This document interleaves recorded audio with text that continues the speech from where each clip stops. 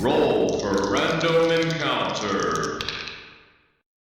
Welcome back to the Random Encounter Show. I'm DeathStalker V, and this weekend looks like I'm going to be by myself unless we get somebody to come in and do one of our weekend podcast style videos maybe tomorrow, but it doesn't look too likely. We do have some just extremely wonderful guests lined up. We're moving things on different ends, to get times matched up and everything. So definitely more interviews coming your way from the Random Encounters show. But this week, since it's just me, I figured I would talk to you, the audience. You know, we're a brand new channel here on YouTube. I have no prior experience other than some really amateur stuff I did for kicks a year ago or so with the DeathStalker V channel. Then I accidentally deleted the whole thing while I put it on a semi-permanent hold. So kicking random encounters show off.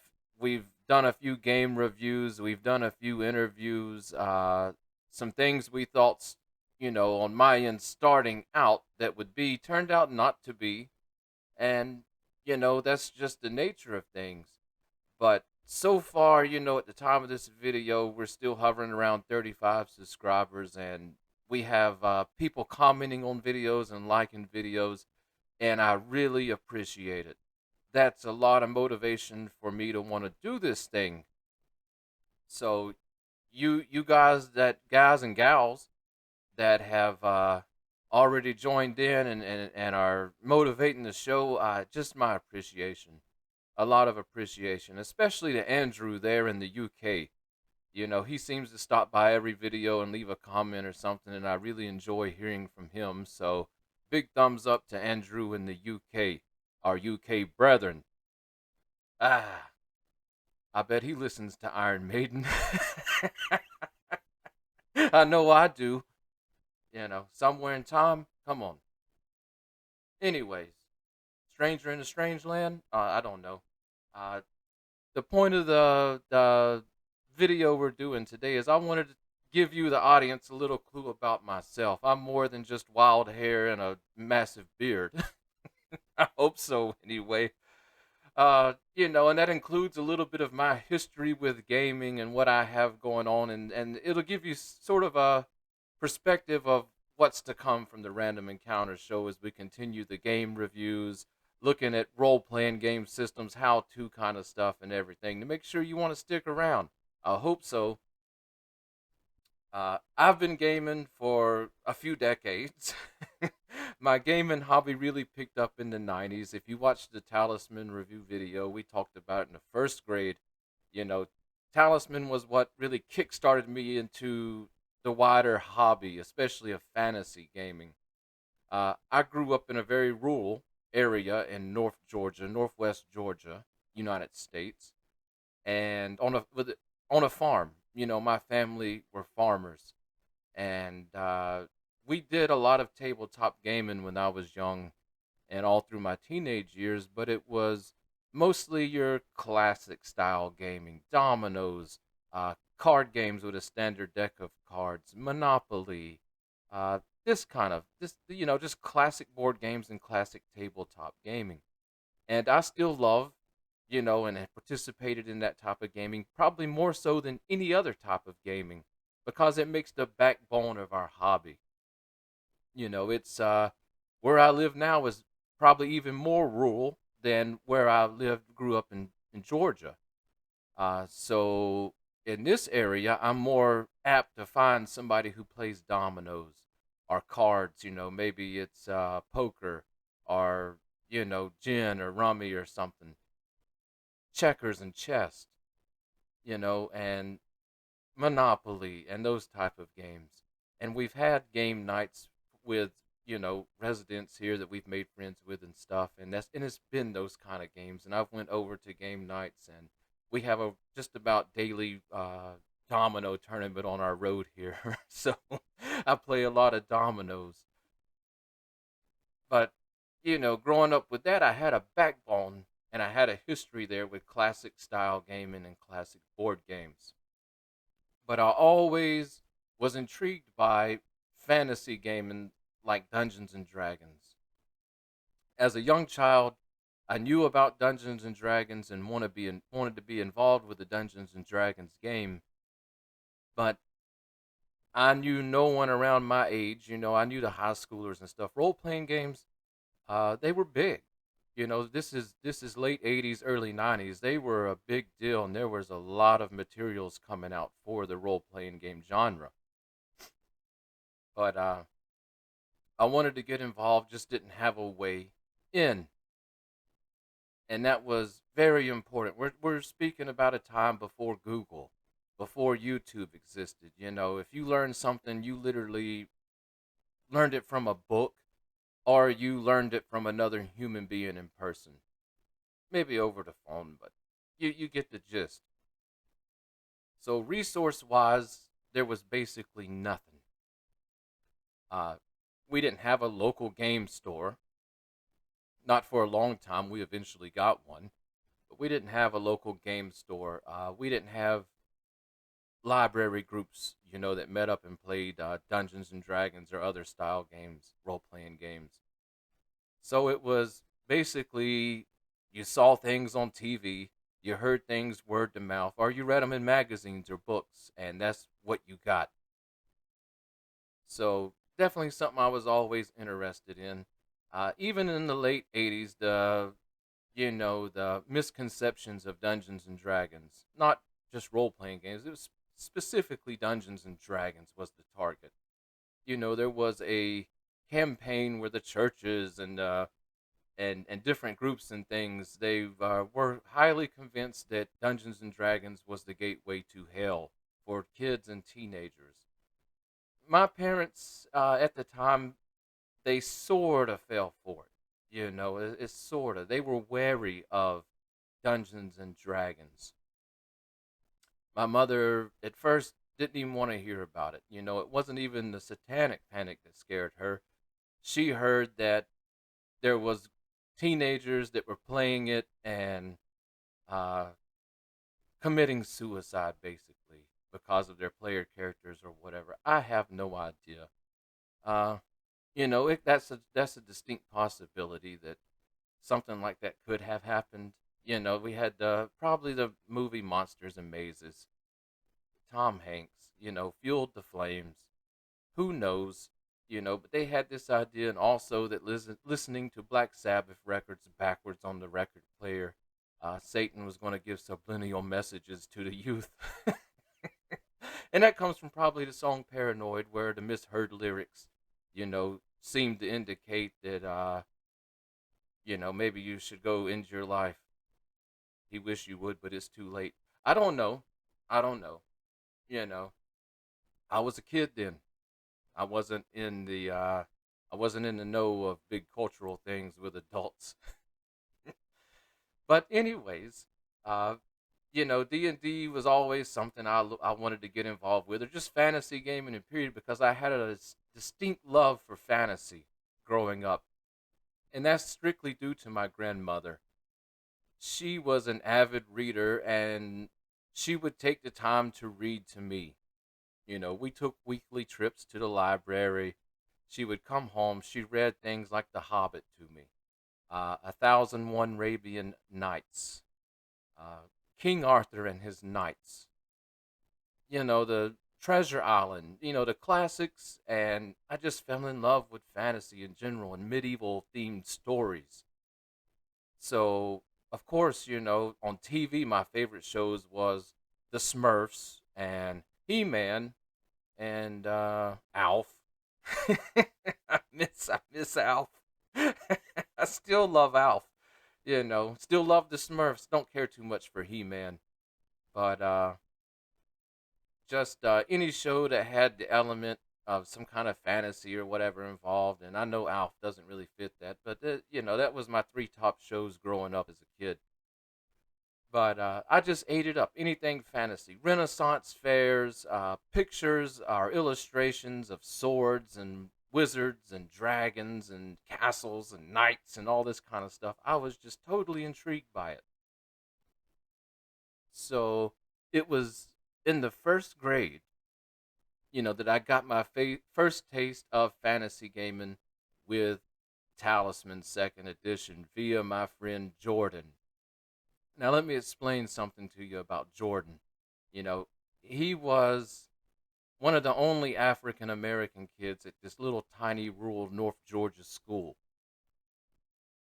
you know, and he was the super nerd of super nerds. I know I sit here, but he was the super nerd of super nerds. And he came from a really, I guess you would say, geeky or nerdy family because he had several older brothers that I met, and I met his mother, but I never met his father. But I could only imagine because the mother didn't seem too geeky really in appearance and stuff, so it had to come from somewhere. So probably dad. Uh, Jordan was, in a school. We were very rural kids, country kids. There really wasn't these divisions of kids like there were in middle school and high school later on. It was pretty much everybody's just a country kid showing up to school. But Jordan was the typical nerd. The round spectacle, gold rimmed glasses. His parents basically made him, kept his hair. He looked like a 5, 6 year old bald headed guy. He looked like a little old man. That's what Jordan looked like. He wore the plaid and checkered shirts tucked into the khaki pants with the brown leather belt and all these things while we're running around in t-shirts and shorts, you know. And I don't know, it's just in my nature that, I seen him and my first reaction was, that's going to be my friend. That guy right there. Nobody wants to pick him for the teams. Nobody wants to hang out with this guy at lunch and stuff. That's going to be my friend. That's who I'm hanging out with. So me and Jordan, we were in the same class in first grade, and we became very fast friends in school. And with that, we got joined with some other children that became sort of like this core group in elementary school. There was Michael and Billy. It was Jason. We were just 6 years old, 5 years old. We got this core group, and everything at school we did together. We hung out after school at each other's homes as much as we could. We all got on the same baseball teams for Little League every year. We were just a really tight group of kids, and our parents promoted it. And I think that's a wonderful thing. And I look back, and that's some of the fondest times of my life. But Billy and Michael and uh, the other Jason and them, they weren't nerdy. I wasn't nerdy. I didn't know about this stuff. I wanted to be, just no resources to be. Didn't know about it. So with Jordan, we learned a ton of stuff. He was the only kid we knew that knew anything about computers. His family had computers. What?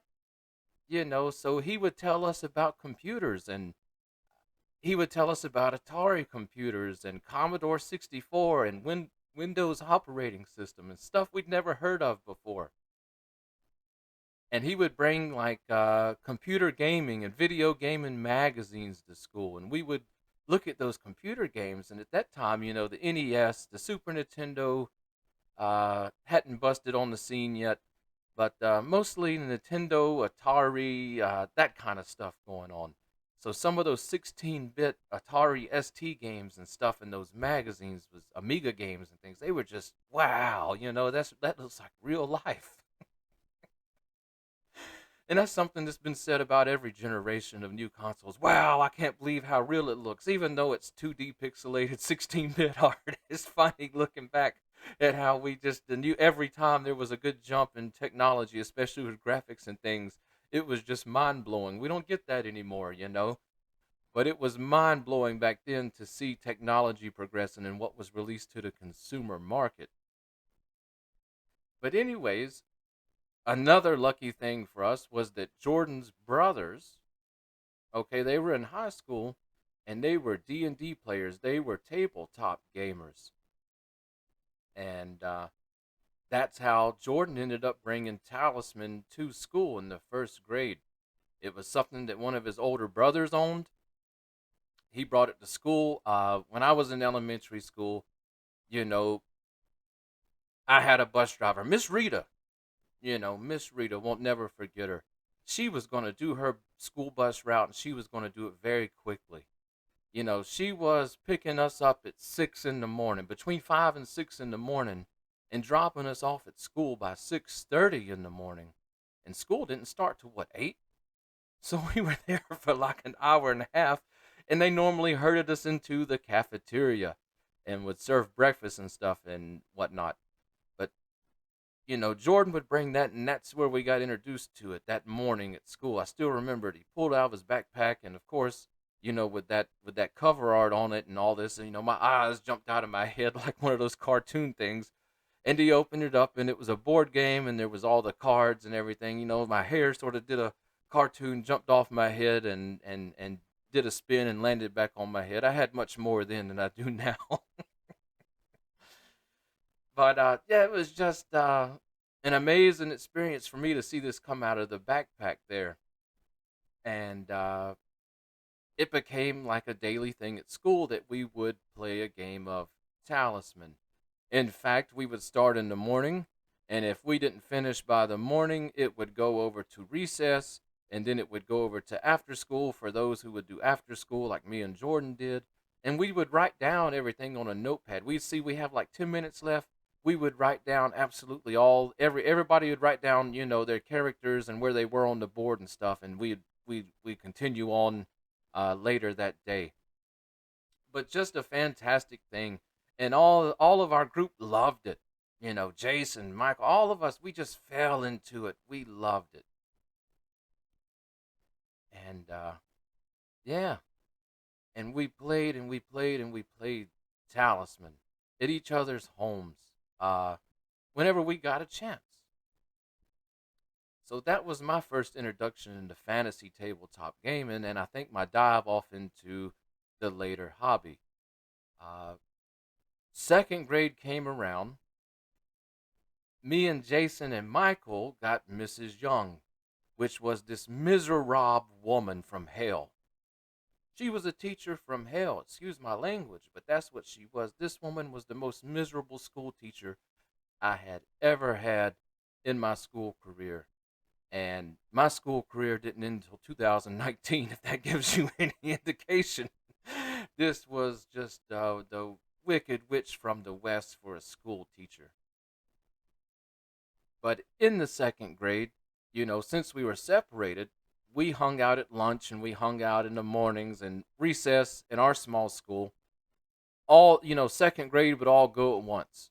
Each grade, all the classrooms just pour out into this massive playground in the back with picnic tables and stuff. And that's where we'd all get together, and talk and fellowship and different things and see what each other was doing. And we still did baseball and we still did the after school stuff. But, this was the grade where we finally made the leap into we wanted to get Dungeons and Dragons. The panic with Dungeons and Dragons had sort of ran its course. Nobody was studying it anymore, and it was very popular with the older kids, middle school, high school kids, and stuff. And it was in the second edition, so we all got together as a group. We sent Jordan home to his brothers to find out where we could get and how we could get copies of Dungeons and Dragons. We knew nothing about the game other than you got to play a character and you got to go around killing stuff and looking for treasure. That's all we needed. That's all we needed out of it. So, of course, Jordan comes back the next day and he's talked to his brothers, and they have came up with a plan to take our lunch money for the next couple of weeks because they all played second edition, but they had first edition Advanced Dungeons and Dragons they would sell us. We didn't know any better. And I'm glad it worked out that way, actually. I still have my first edition AD&D books on the shelves behind me up there. But they got together, and Jordan would be bringing these books as he would get them from his brothers. I guess they were collecting them some. They had a bunch of them, and they were getting them from other people and stuff that had moved on to second edition. And they gave us these books, and we had the hardest time as second graders. This is well beyond not necessarily our reading skill, but we definitely had to pull out dictionaries, to look up some of these words.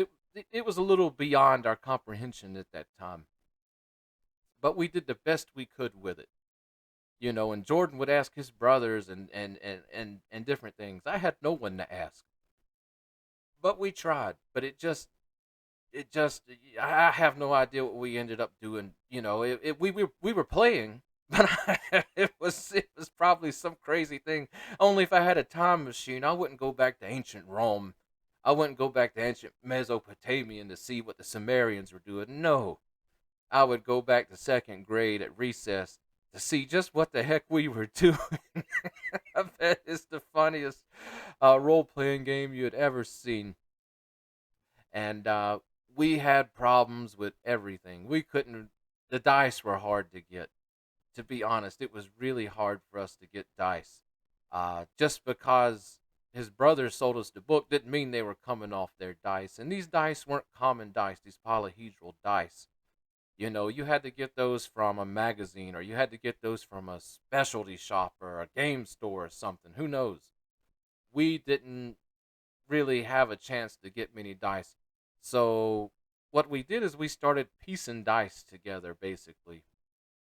Uh, I remember I traded some baseball cards to one guy who played the Star Wars role playing game and got some D10s and D12s from him. And yeah, it was a wreck. It was a wreck, but we had fun. And every day we would come out stoically and try to play this game that we really didn't understand. And we had Miss Young, the school teacher from hell. She really was. Uh, this woman, I don't know, it was something about me.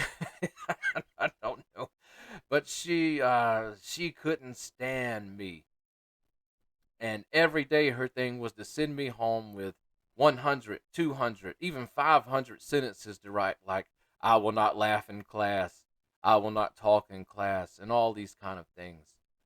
And I remember it was horrible. It was horrible. It was rough. But I remember it was, I'm going to say, around Thanksgiving in second grade. My memory is not too clear exactly when, but we were playing Talisman that morning, before school opened up. And in elementary school, normally one of the teachers or two of the teachers or whatever had this, I guess they got paid a little extra or something, I don't know. But somebody came in and sat in the lunchroom to make sure we weren't killing each other, and they normally sat grading papers or something. But Miss Young showed up this morning. You know, we heard we heard the Wizard of Oz music playing as she came riding in on her bicycle and her big pointy hat. But yeah, she came over and she saw us playing Talisman, and she had a conniption fit. It's close to 4 in the morning, guys. I gotta have me a little energy drink here. But she had a conniption fit, wanted to know what it is, where we got it, why somebody brought it to school, and wanted to know who brought it to school. And we were pretty solid. As little kids, we were pretty solid. Nobody said nothing. So she got up, she started snatching up the pieces, the talisman and the box and stuff. And she said, that if nobody will claim it, then they won't mind. And she literally tore two of the playing cards. I've got that set up here. They're taped together. We did a masterful job of taping those together. I promise you. One day I'll have to show you. But she tore them in front of us and just took the box and put it on her little grade, and on the little table they would sit there and grade and observe us with. And yeah, that was sort of the last straw. That was sort of the last straw I'd had it with this lady. I was a good kid, but this might have been the breaking point. I don't know. I don't know if I, but this was the last straw. So the bell, before the bell rang, she got up and went to the classroom, and I followed her in the classroom, and I watched her put talisman in her desk drawer. And so my whole goal was to come up with a way to get Talisman back. And I came up with a pretty good plan, actually. I waited right before recess. We came back from lunch. We came into the classroom when we were in there for like maybe an hour or something. Then we had a restroom break, and then it was time to go to recess. When the restroom break came, okay, I hid myself in the classroom. She had like, I don't know, these areas in the classroom for different activities and stuff. And in the back of the room, I think there was like a puppet show or something she had set up. Who knows? This woman wasn't doing no puppet show unless it was, with the corpses of a few kids tied to ropes. This is the evil woman.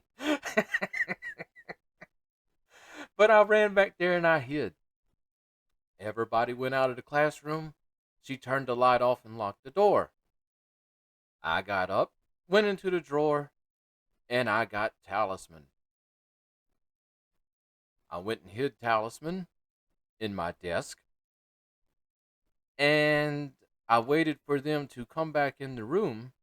And when they came back in the room, I remember I got up and used a pencil sharpener as they were coming in, and I just blended in, sat in a desk, and nobody noticed anything, you know. And it wasn't long before the recess bell rung, and so I slid Talisman into my backpack. We used to take our backpacks out to recess. If we had snacks or water or whatever, we would take it in our backpack. And so it wasn't abnormal to take your backpacks. So I slid it in my backpack and we went to recess. And I found Jordan out there. And we did some FBI, CIA level shuffling around and moving around. But we got Talisman into his backpack, covertly as possible. And he got Talisman back. And, the day went on. Recess was after lunch, so it wasn't long before, it was time to go. And just so happened she started digging around in her desk, and I knew she was looking for it. I could just tell by the look on her face that she was looking for the Talisman. And she came up with it, and it's missing. And immediately she started asking the class if they had seen this board game, this Talisman game. And I told no one in the class, that I had snuck it out and all that kind of stuff. You didn't, you learned in kindergarten, you don't tell the other kids what you're doing because they're weak. They don't stand up to interrogation. I found that out the hard way. But, so, nobody but me and Jordan basically even know what's went down. And he's in another classroom, on the other side of the school building. So I'm her first target. She comes in, wants to look in my backpack. She wants to look in my desk. She's grilling me over where this game is. You were sitting there, it was yours, and you got, where is it? Where is it? I'm gonna go to the principal. You stole something and all this kind of stuff. And I just thought, I don't have it. I don't have it. You took it from us. I don't have it.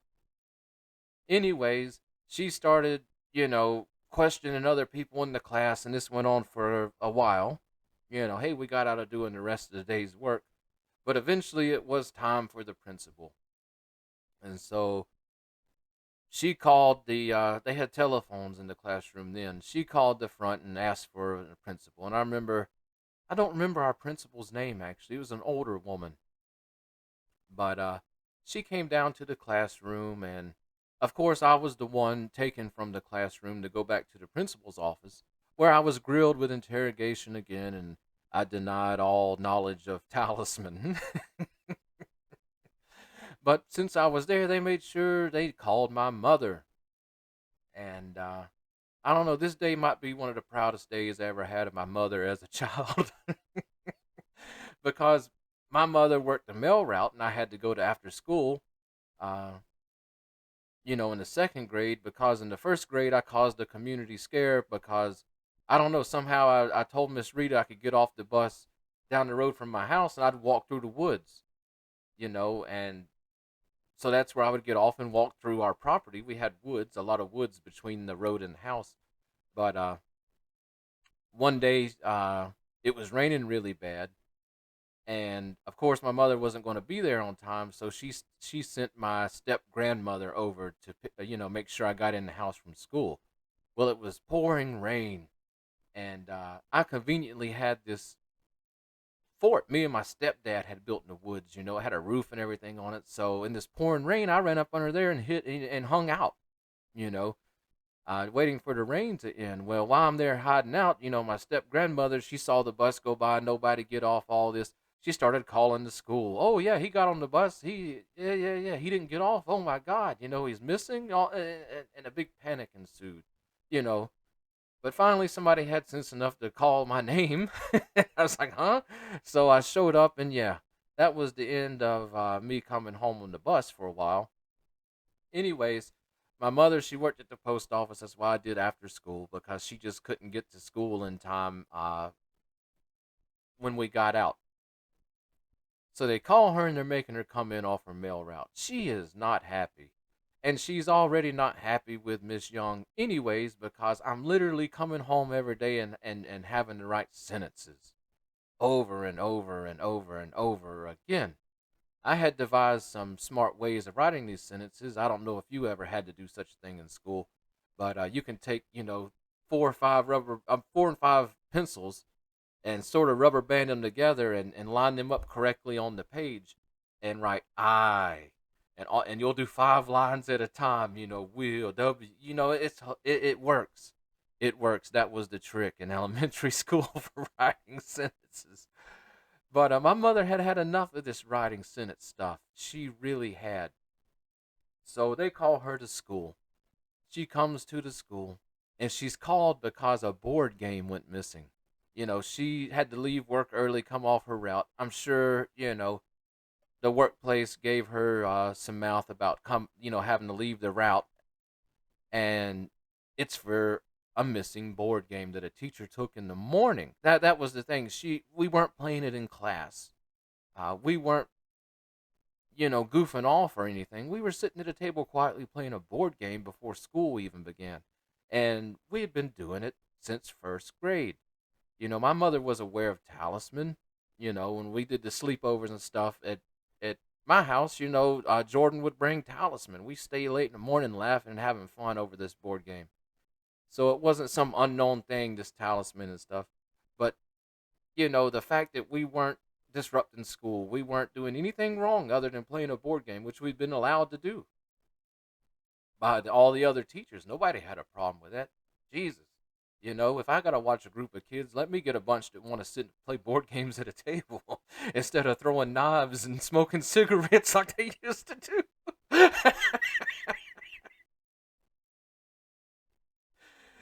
But that was it, So, and then it was missing, and they wanted to blame me for it, but I had denied all plausibility in the missing Talisman case, and they didn't have any evidence that I had done anything wrong.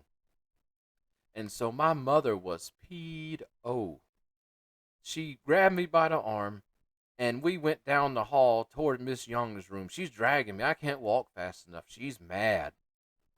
And I'm scared to death. It's like, oh my God, she's finally lost it. She's going to murder me here at the school in front of everybody. I can't believe it. But yeah, she went down the hall. She left me at the door, went into Miss Young's room. It was only her and Miss Young in there. And I heard an explosion. My mother went off on this lady. I could hear it. And I'm out in the hall like, go mom, yeah, mom, kill her.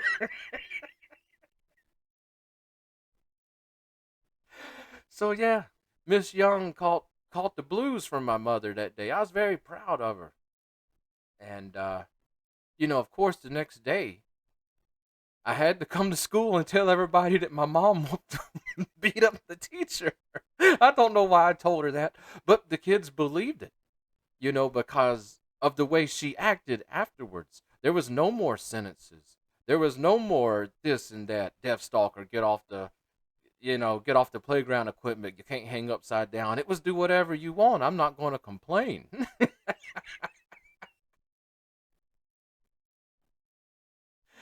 So yeah, the kids believed it. They was like, yeah, Deathstalker's mom, she came in here and she whooped Miss Young, whooped her like a government mule. Anyways, Talisman was back in circulation for the game playing, and then third grade came around, and we all lucked out big time for third grade. We got a teacher on her first year of teaching. She was the first African American uh, woman to ever teach at this school, and her name was Miss Asbury. Asp. And she was young, and she was hip, and she was cool. And we also got another first at this school. The school size was growing faster than the building, so they brought in this modular mobile home trailer thing, as a classroom and set it up out by the playground. And that was our classroom out under the trees by the forest at the playground. Now, you couldn't ask for anything more than that. And just about all of us, I think, except Jason, got her as a teacher. So, Jordan, Billy, Michael, all of us are in the same classroom again. And it's just fantastic. We're over the moon. And like I said, Miss Asbury was a fantastic teacher. She was strict where she needed to be strict. This was the year of cursive writing, multiplication tables and things, division. She made sure we knew that, but she was lenient and she was fun. So she was ended up being one of my favorite teachers of all time. And that's the year we really got into Dungeons and Dragons. Uh, and we got dice and things. This was a time because Quest Comics had opened up in a town over from us. And Jordan's brother and this high schooler I knew that lived next door to me that was pretty cool. Between our sources and our lunch money and our allowance money and everything we could scrounge up, we all got the dice sets in the clear plastic tube. Everybody, I don't know if you're my age or a little bit older, somewhere around my age, you're middle age basically. Uh, you remember the standard set of dice in the clear plastic tubes they would sell, and I scored for my birthday. TSR re-released the basic Dungeons and Dragons as a box set called the Classic Dungeons and Dragons. And this box set had another full set of dice in it. It had plastic miniatures for heroes. It had monster standees. It had maps. It had a DM screen. It's literally my favorite box set ever released. I've never seen a more complete box set because it had the complete rules. It had a complete monster manual. It had a complete weapons and magic and treasures. It was a complete basic game, and it was rewritten. The old basic game was written in a way where it was hard to understand. That's why there's so many basic versions out there of the original game, because it was very hard to understand and everybody wanted to have their take on it. Uh, you had to have chainmail rules, which was a war game that D&D evolved from. And if you didn't know about those, well, a lot of your combat was just, you know, there's you had no rules for it. But and I think this box set came out in '94. I've still got it. It's up on the shelf behind me up there by the first edition AD&D books. But this was written in a way that was very clear and easy to understand for us third graders. And we played the box off that game. We did. And my love for basic fantasy comes from they rebranded it the classic Dungeons and Dragons. And yeah, just fell in love with the classic Dungeons and Dragons. Uh, and we played that. And all through the year, after school, heck, we got obsessed with D&D. We got obsessed with role playing. We played as much as we possibly could anywhere we could. I remember ball games where there was a tournament or something. you'd have a game, and then maybe you had another game later that day, but you stayed at the ball field while somebody else played or whatever. That's what we were doing. We'd go get in the shade and we were playing D&D, and it was they would start hollering for our team to come to the field and stuff. It's like, oh man, baseball. But yeah, so that's how I finally broke into role playing seriously, and I'm happy the way it came out, and our basic game of D&D, there was a lot of things that just made it so good. It was a magical time, like for the fact that one of the lunch ladies, Mrs. Eskew, I think her first name was Gertrude. She's passed now. And well, luckily Miss Young is passed too. I should put that out there. If I ever return back to that town, I'm gonna go dance on her grave. I'm sorry. I'll never forget how that woman was. But Miss Gertrude though was this beautiful elderly woman. When I say beautiful, I'm not talking about physical. I'm talking about her spirit, her mind, her attitude, and everything. And she was the mother of one of my parents' friends. So I had to hook up in the lunchroom. Those square pizzas, yeah, all you can eat. What do you want me to tell you? But I would ask her some days, if I could get some of the paper. In the lunchroom, they had these long steel tables where they prepared food, and they had these big rolls of paper that was as wide as the table, and you would pull out a length over it and then prepare food on the clean paper.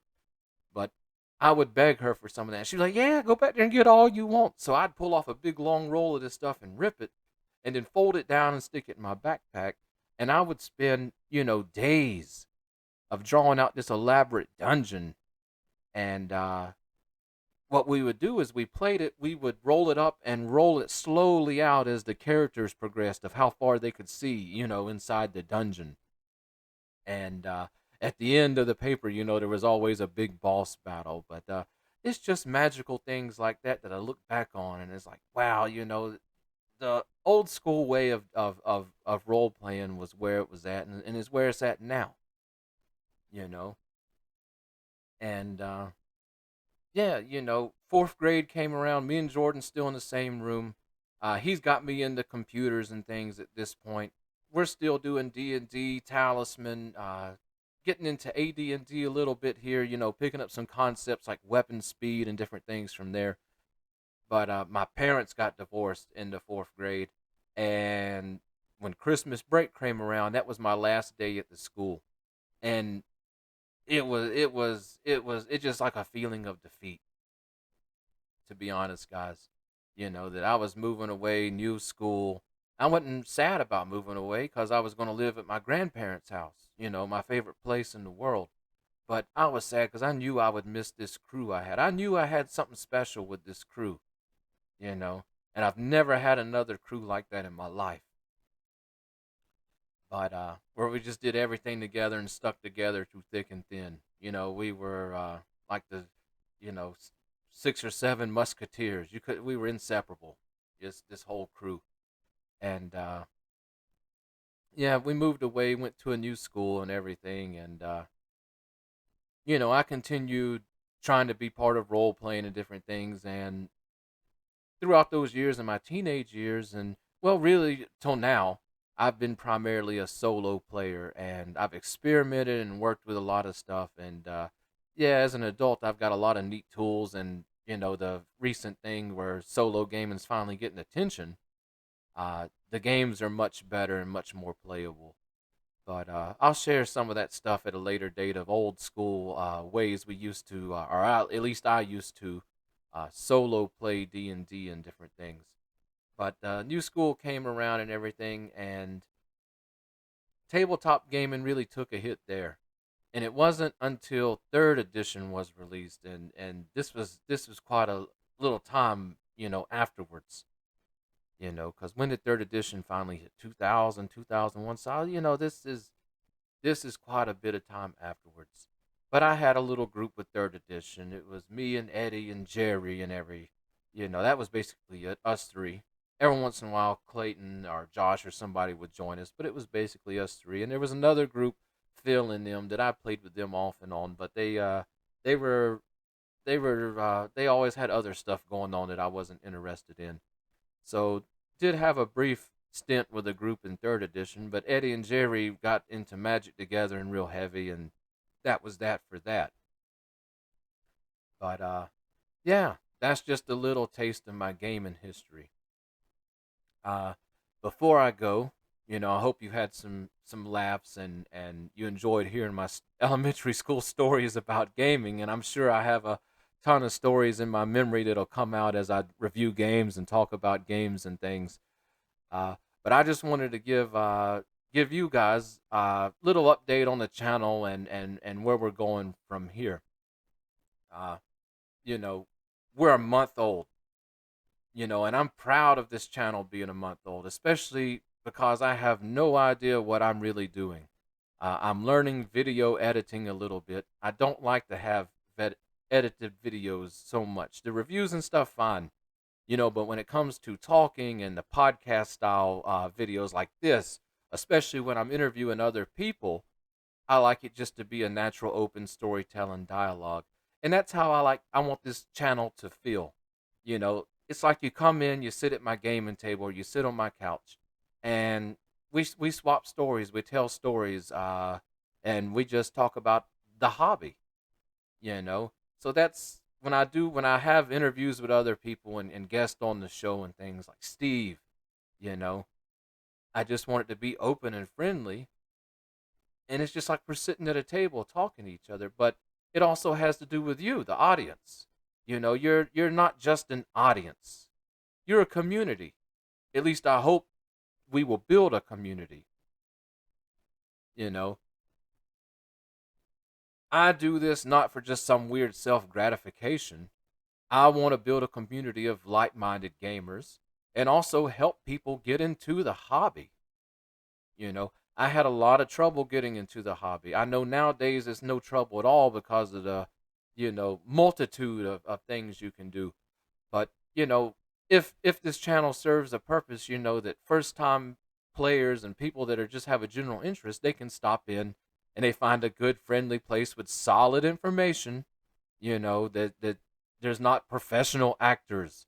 There's not, $10,000 ad placements and things. Just a solid place of friends where people can drop in, say hello, and learn a thing or two or teach us a thing or two, you know. And the comment section, the likes, the shares, all this kind of stuff, that's where the action's at for you guys in the community, the audience. The only way we can grow this thing is if we do it together. I'm still going to be putting out videos, until YouTube no longer allows it. I'm in for the long haul. I've talked to my wife, and right now, and after the pandemic and stuff, a lot of my projects on my professional side were killed stone dead.